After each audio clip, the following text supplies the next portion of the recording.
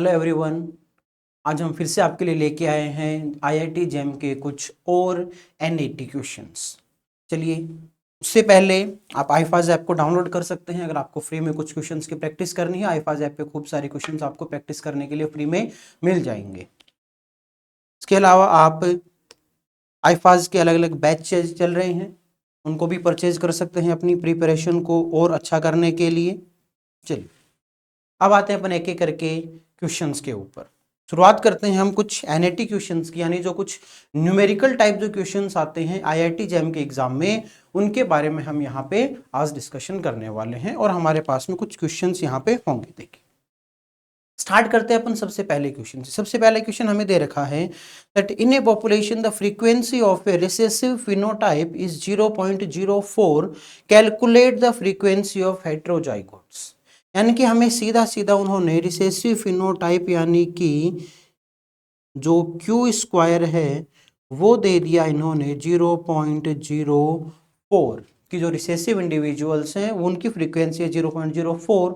तो यहाँ से हमें रिसेसिव एलील की फ्रीक्वेंसी कैलकुलेट कर लेंगे which would be under root 0.04 and that would equal to be 0.2। यहाँ से अगर मुझे Q का पता चल गया तो हम P निकाल सकते हैं अब, क्योंकि हम एक फॉर्मूला जानते हैं जो हार्डी विनबर्ग में बताया था, P plus Q is equal to 1। तो P is equals to 1 minus Q and 1 minus 0.2 equals to 0.8। तो P की वैल्यू आ जाएगी 0.8, Q का हमने कैलकुलेट कर लिया 0.2। और अगर मुझे यहाँ पे निकालने हैं हेटेरोजाइगोट्स, अगर मुझे कैलकुलेट करना है नंबर हेटेरोजाइगोट्स का, तो हेटेरोजाइगोट्स हम निकालते हैं 2PQ और ये हो जाएगा 2 मल्टीप्लाइड 0.2 मल्टीप्लाइड बाय 0.8 और अपना आंसर आ जाएगा 0.32। तो यहाँ पे हेटेरोजाइगोट की जो फ्रीक्वेंसी रहेगी वो रहेगी 0.32 इसकी फ्रीक्वेंसी रहेगी। पढ़ते हैं नेक्स्ट क्वेश्चन पे। नेक्स्ट क्वेश्चन है ए bacterial culture has a generation time of 40 minutes. कि कोई बैक्टीरिया है, वहां पे कल्चर मीडियम में बैक्टीरिया है, उनको ग्रो करना है और एक जनरेशन का टाइम है 40 मिनट, यानी वो 40 मिनट में डिवाइड कर जाएगा। If the initial population is 5 into 10⁵ cell, हमें इनिशियल पॉपुलेशन दी गई है, तो हमें 4 आवर्स के बाद में टोटल नंबर कितना होगा। तो हमें दे रखा है एक साइकिल का टाइम है हमारे लिए 40 मिनट, तो 4 आवर्स में हम जानते हैं मिनट्स हो जाएंगी 240 मिनट।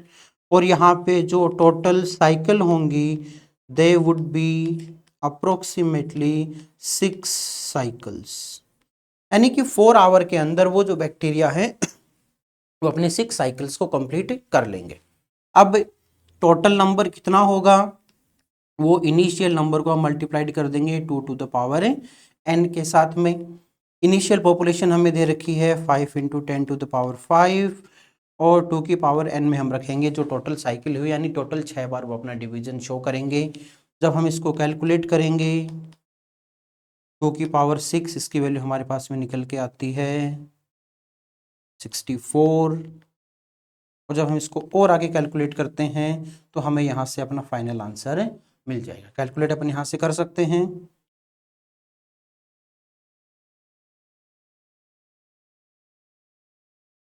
ये अपने पास में टोटल नंबर ऑफ बैक्टीरिया उस कल्चर मीडियम में रहेंगे 4 आवर्स के बाद में।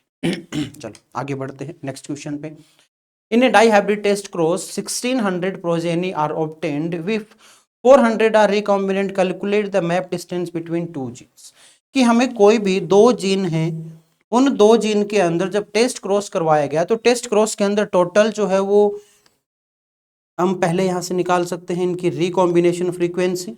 रिकॉम्बिनेशन फ्रीक्वेंसी क्या होती है, number of recombinant divided by total number of progenies. ये हमारे पास में आएगा 1/4 विच वुड बी 0.25। और अगर हमें डिस्टेंस निकालनी पड़े तो रिकॉम्बिनेशन फ्रीक्वेंसी को डायरेक्टली हम 100 से मल्टीप्लाई कर देंगे और हमारे पास में डिस्टेंस आ जाएगी उन 2 जीन्स के बीच में 25 सेंटीमोर्गन। आगे बढ़ते हैं नेक्स्ट क्वेश्चन पे। नेक्स्ट क्वेश्चन है a protein solution shows an absorbance of 0.75 at 280 nm in a 1 centimeter cuvette given epsilon 25,000 mol inverse centimeter inverse calculate protein concentration। तो इसको हम कैलकुलेट करते हैं फ्रॉम बियर लैम्बर्ट लॉ से। वो क्या कहता है हमें, A is equal to epsilon ECL। A का मतलब है अब्जॉर्बेंस, ई का मतलब यहाँ पे होता है मोलर अब्जॉर्बिविटी, सी का मतलब है कंसंट्रेशन और एल का मतलब हो जाएगा टोटल लेंथ कितनी है उस सैंपल की। तो यहाँ पे अब्जॉर्बेंस अपने को दे रखा है 0.75, ई की वैल्यू दे रखी है 25,000, सी अपने को निकालना है और एल हमें 1 सेंटीमीटर दे रखा है, तो हम आगे इसको कैलकुलेट कर सकते हैं 0.75 अपॉन 25,000।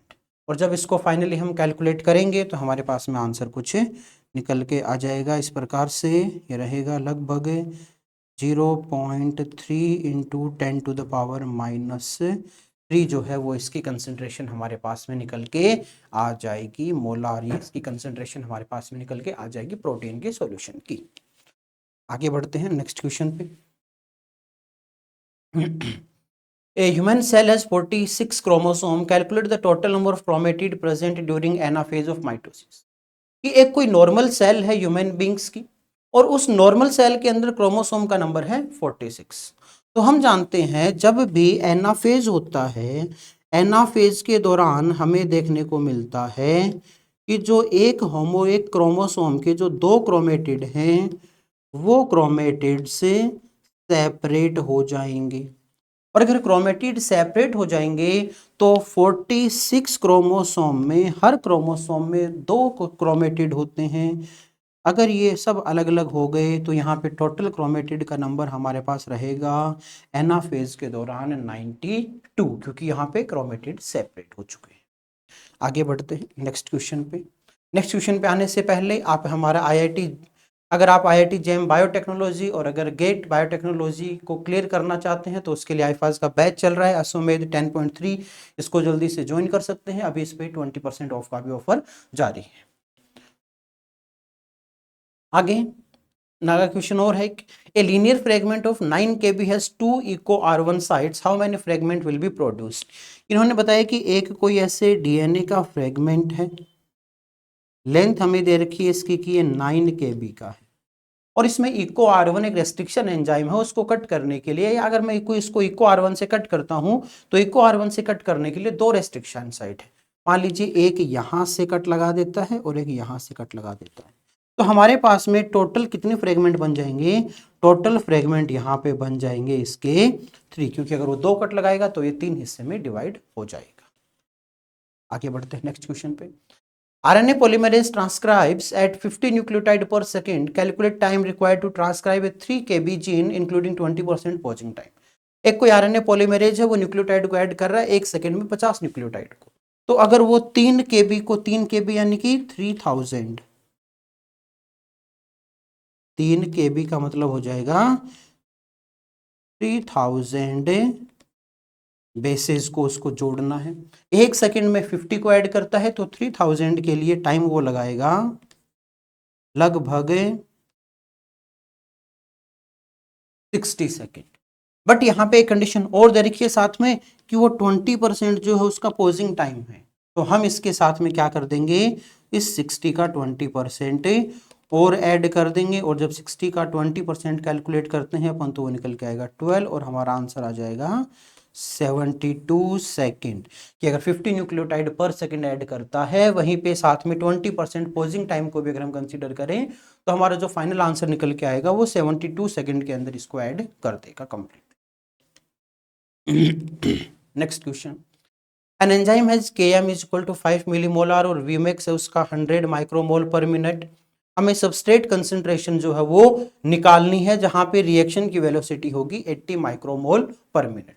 तो इसको हम माइकेलिस मेंटेन इक्वेशन से निकाल सकते हैं कि velocity is equal to Vmax S upon Km plus substrate की कंसंट्रेशन। सबस्ट्रेट की कंसंट्रेशन निकालनी है, अपन सारी वैल्यूज यहाँ पे पुट कर लेंगे। हमें रेट वेलोसिटी दे रखी है 80 माइक्रोमोल, Vmax हमें दे रखा है 100 माइक्रोमोल, सबस्ट्रेट की कंसंट्रेशन मुझे निकालनी है, Km मुझे दे रखा है 5 मिलीमोलर, सबस्ट्रेट की कंसंट्रेशन निकालनी। जब इसको आगे अपन सॉल्व करेंगे तो हमारे पास में कुछ ऐसी कंडीशन बनेगी,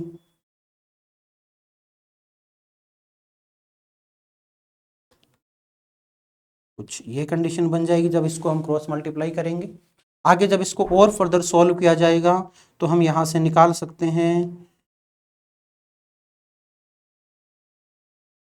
और सबस्ट्रेट की कंसंट्रेशन जो है वो होगी यानी कि 20 मिली मोल। सबस्ट्रेट की कंसंट्रेशन यहां से अपन कैलकुलेट कर सकते हैं। आगे बढ़े नेक्स्ट क्वेश्चन पे। Doubling enzyme concentration while keeping substrate in excess will change. कि कोई भी एक रिएक्शन हो रही है, वहां पे हमने एंजाइम की कंसंट्रेशन को डबल कर दिया है।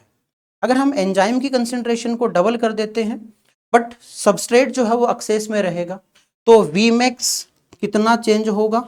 तो हम जानते हैं जो Vmax होता है, Vmax is directly proportional to enzyme concentration. Vmax directly proportional होता है एंजाइम कंसंट्रेशन के। तो अगर एंजाइम कंसंट्रेशन को डबल कर दिया है तो डबल करने से Vmax डायरेक्टली प्रोपोर्शनल एंजाइम के कंसंट्रेशन के। इसका मतलब अगर हमने एंजाइम कंसंट्रेशन को डबल कर दिया तो Vmax भी डबल हो जाएगी। Vmax will also get doubled. वहीं पे अगर हम देखो कि Km कितने फैक्टर से चेंज होगा, तो Km जो है, Km अपने आप में किसी भी एंजाइम के लिए इंडिपेंडेंट होता है। तो Km के अंदर हम देखेंगे कि किसी प्रकार का कोई चेंज नहीं आता है, because Km is independent of enzyme concentration. चलिए बढ़ते हैं नेक्स्ट क्वेश्चन पे। क्वेश्चन नंबर 10 अपना कि एंजाइम ए Km दे रखा है, एंजाइम बी का Km दे रखा है, एंजाइम ए का K कैट दे रखा है, एंजाइम बी का K कैट दे रखा है, और हमें उनकी कैटेलाइटिक एफिशिएंसी का रेशियो पूछा है। कि एंजाइम ए की जो कैटेलाइटिक एफिशिएंसी है वो हम A मानेंगे, एंजाइम बी के लिए हम B मानेंगे, वो दोनों का जो है कैटेलाइटिक एफिशिएंसी का रेशियो अपने को निकालना है। तो जो एफिशिएंसी होती है, एफिशिएंसी का मतलब होता है, एफिशिएंसी का फॉर्मूला होता है K कैट अपॉन Km। तो अगर मैं A के लिए निकालना चाहूँ, ये अगर हम A के लिए इसको निकालते हैं तो A के लिए इसकी वैल्यू हो जाएगी 100/2, इसका मतलब 5 हो गई। और वहीं पे अगर मैं बात करूं B के लिए, तो B की जो कैटेलाइटिक एफिशिएंसी है it would be 200 divided by 5, sorry ये 50 रहेगा यहाँ पे, 100 डिवाइडेड बाय 2 50 होगा, और 200 डिवाइडेड बाय 5 तो ये होगा हमारे पास में 40। अगर ये रहेगा अपने पास में 40 रहेगा, मैं थोड़ा सा हट जाता हूँ यहाँ से। अगर मुझे और आगे कैलकुलेट करना हो, इसको आगे हमें कैलकुलेट क्या करना है, ए और बी का रेशियो कैलकुलेट करना है। तो हम आगे ए और बी का रेशियो कैलकुलेट कर सकते हैं। ए और बी का रेशियो जब हम निकालेंगे तो ए हमने निकाला है 50, बी हमने निकाला है 40, तो ये हमारे पास में आंसर आ जाएगा। इसका सीधा रेशियो में लिखना है तो 5:4 या 5/4 लिख सकते हैं। इसको अपन और आगे भी कैलकुलेट करके लिख सकते हैं। चलिए आगे बढ़ते हैं। यहाँ पे अपना सेशन खत्म होता है। एक ये ब्रह्मास्त्र बैच जो IIT JAM biotechnology, GATE biotechnology और CUET PG तीनों के लिए एक कंबाइंड ब्रह्मास्त्र बैच है। इसको आप ज्वाइन कर सकते हो और ज्वाइन करके यहाँ से आप इसका फायदा उठा सकते हो, क्योंकि ये एक कॉम्बो बैच है जहाँ पे सारी चीजें आपको एक साथ जो है प्रोवाइड करवाई जाएंगी। सेशन को लाइक करें, शेयर करें और चैनल को सब्सक्राइब भी करें। अपने कमेंट्स में जरूर बताइएगा कि वीडियो आपको कैसा लगा। साथ ही ज़्यादा जानकारी के लिए आप हमारा इंस्टाग्राम और टेलीग्राम चैनल भी फॉलो कर सकते हैं। Thank you.